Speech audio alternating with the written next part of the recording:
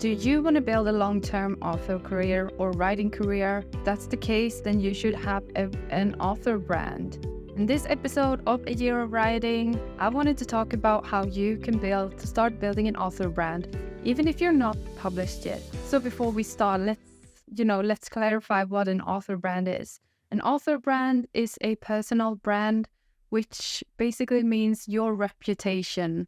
How do people perceive you online, offline, in the, writing and reading community? And one of the reasons why you should start building an author brand today and not wait until you're published is because if you build an author brand today, you control some of the narratives about what people think about you and how you're perceived. If you don't build an author brand and you just let the universe and the algorithms control it, then you have no control over what kind of articles or whatever is out there about you once you're published. And another reason is because building a brand is long term. It takes a lot of time and it's not a quick fix, and it's something that you have to do continuously throughout your writing career. You can't expect it to happen overnight. You have to continuously build and nourish your author brand. But how do you do it?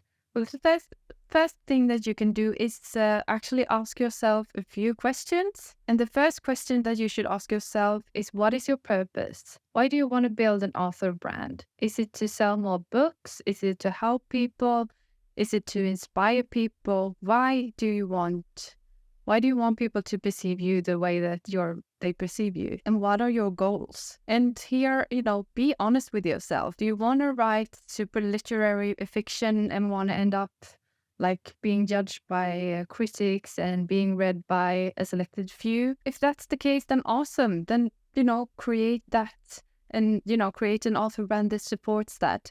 Or do you want to be more commercial? Do you want to sell a lot of books and just have fun making money of your art? Well, be honest with yourself, because that's an entire different approach to building a brand. But a lot of people, they think that they want to be literary and prestigious, but then they don't sell any books and they get super disappointed. Well, the reason why you get disappointed is because you secretly want to sell a lot of books. So try to be as honest as you can here. And the second question that you need to ask yourself is, how are you going to impact people that you meet online? How are you going to reach them? Like, which medium do you prefer? Do you want to make videos like this one, or create a podcast, which this also is? Or do you prefer photos? Then maybe Instagram is a good choice for you. Do you want to make short form videos? Then you can do that on a lot of different platforms right now. Do you want to create short texts or sentences? So there are a bunch of different ways to do this out there. So don't, try to find something that fits you, and try not to do it all either. Have in mind question number 3, which is how you're going to reach your audience. Because if you're writing for young people, then, maybe you should not hang out on Facebook, because there are not that many young people there. I mean, there are some, but most of the younger generations are on TikTok and Snapchat and I guess YouTube right now. So try to think about where you can find your audience and try to start building an author brand there. And another great question that you can ask yourself is, what makes you unique? Are there any specific talents that you have that no one else has that makes you stand out? And now that you've answered these questions, it's time to move on and start creating your new identity, or start creating your new author brand. So the first step here is to define your identity. And you can do this by, think about 3 words that describe you, who you want to be as a writer online or offline as well.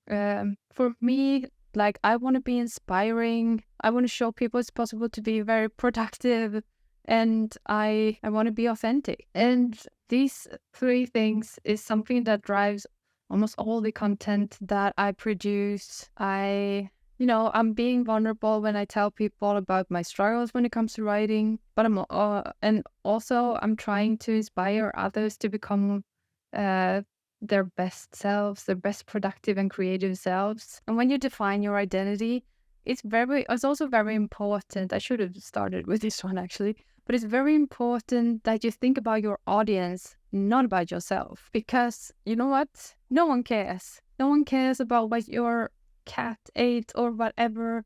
They care about the things that connect you and where your interests intersect. You should think about what you can offer them and not the other way around. So with this question, I can offer people advice on how to become a little bit more productive, since this is something that I read a lot about and I experiment a lot with the productivity hacks and stuff like that. I can also offer up help on how to market yourself as a writer, as an author, as an entrepreneur, since that is my day job. That is my profession. And that is something that I can give back to the community, because I know a lot of people here in the author world think that marketing is hard, and it does not have to be. You just have to find the ways that you can be comfortable creating stuff that will, build an author brand for you. So think about what you can offer a potential reader that encounters you for the first time online. Basically, every post that you put out there, or every episode of YouTube or whatever, that is probably someone's first encounter with you. So make sure to give as much as you can, because then you will receive, a loyal fan base that will buy your books and will support you throughout your writing career. And also ask yourself some fundamental questions. What kind of genres are you going to write in? What kind of messages do you want to put out there? What is your style? And stuff like that. And, what sets you apart from other writers? And the last step in defining your identity is to think about the visuals. So, how do you want to look? Do you want to have a logo? What brand colors are you going to use? What sort of fonts? Because if you're consistent with how you look visually, and also, what kind of photos you post and stuff like that. That is something that will help people find you, and that will help them remember you, because they will see, oh, wait, isn't that girl who makes funny memes on TikTok or whatever. And step number 2 is to develop an online presence. I would suggest that everyone creates an author website, because an author website is something that you own and you control fully. And if you're not a published author yet, then write about what your work in progress or anything else, but still make sure to buy the website, own the name, and start creating content, because that will actually make you rank higher once you're published in the search algorithms. So yeah, and if you want me to do a video about SEO and or paid search, let me know, because as I said, this is what I do for a living. And another reason why you need a website is because if your only platform is, say, it's Instagram or Facebook, what happens if they disappear? Then you will lose all your followers. You will have no way of contacting them. Because, do you remember MySpace or Clubhouse? Yeah, no one even remembers MySpace anymore. And Clubhouse, doesn't exist anymore. So if you build your audience there and you don't have another platform, that's not very good, is it? And at your website, you can already now start trying to collect email addresses from people that want to follow you on your writing journey. Because those people are the ones that will become your best fans in the end. They will support you no matter what. Love you guys. And after that, you can choose 1 or 2 channels to to complement your website. And here you have to think about where you can consistently create. Posting photos a few times a week, that's not very hard, especially not if you create a business account on Facebook and Instagram. If you make it into a business account instead of a private one, then you can schedule posts for months ahead, which means that it's 1 day of work and 30 days of content. It's not very hard. I actually made a video about it. You can watch it up here in the corner if you're on YouTube. Otherwise, go to my YouTube page. But yeah, it does not have to be that hard, but you do need to think ahead and start batch creating and thinking. I guess, creating an author brand is taking your writing and your authorship a little bit more serious and starting to think about it as a business and not just as a hobby. Because if you want to make money from writing, then you have to treat it as a business. And this can sound scary for some people. I get that. But we live in a society where we're bombarded with content, both good and bad content. But like there's so much out there, and most of it is very cheap or for free. So if you want people to actually pay you for your content, then you need to have a brand, and you need to treat it like a professional. You need to treat it like a business. So choose your channel and make sure to make some sort of plan. Look up what's best practice. I mean, if you choose to use YouTube instead and building a platform there, then you don't have to post every day. Of course not. But maybe you can post once a week or every second week. That is still, you have to look up what the best practices for the different channels are and make sure that you can live up to that.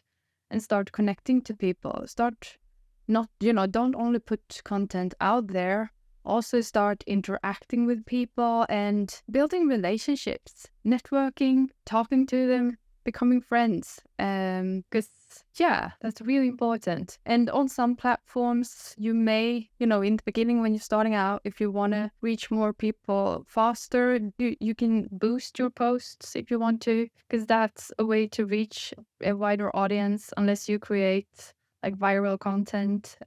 So that is also a recommendation, but don't spend too much money on it because it's a black hole and can eat up all your money. And step 3, which I already touched upon, is of course to engage with your audience. So answer all the comments and talk to people talk to authors that are in the same niche or genre that you are. And also, talk to their fans, answer their fans' comments and try to build a community. Be nice to people, be supportive, give people your vote of confidence, read other writers' work and talk about other people. Honestly, like that's one of the best ways, because if you support them and give them encouragement, they will probably do the same for you one day. You can collaborate with other writers as well. You can have like competitions and do cross posts, be a guest blogger at their website, whatever. There are a million ways to do this, and I really recommend it. That's how I'm building my community right now. And I'm so thankful that there are so many amazing authors and writers out there. And to conclude this episode, building an author brand is something that takes patience, persistence, creativity. You need to continuously do this. I heard someone say that if you Google your own name and there are no posts, there are no hits on your name, then that's your brand. That says a lot about you as well. And if you Google your own name and there are a lot of posts about you, that says a lot about you too. And if the only thing that shows up is your LinkedIn profile and that you haven't updated in 5 years, well, these are things that when you try to approach an agent or publishing house or whatever, they will probably Google you and see what comes up. And this says a lot about you. So make sure that you have control over your brand, and what people think about you. And the best part of it is that it's ever evolving. So whatever, the brand you're building now will evolve over time into something else. And that's okay. That's how it's supposed to be. Just make sure to stay authentic and true to yourself and be supportive towards other people, and they will support you back. That's all for today. Thank you so much for listening. Bye.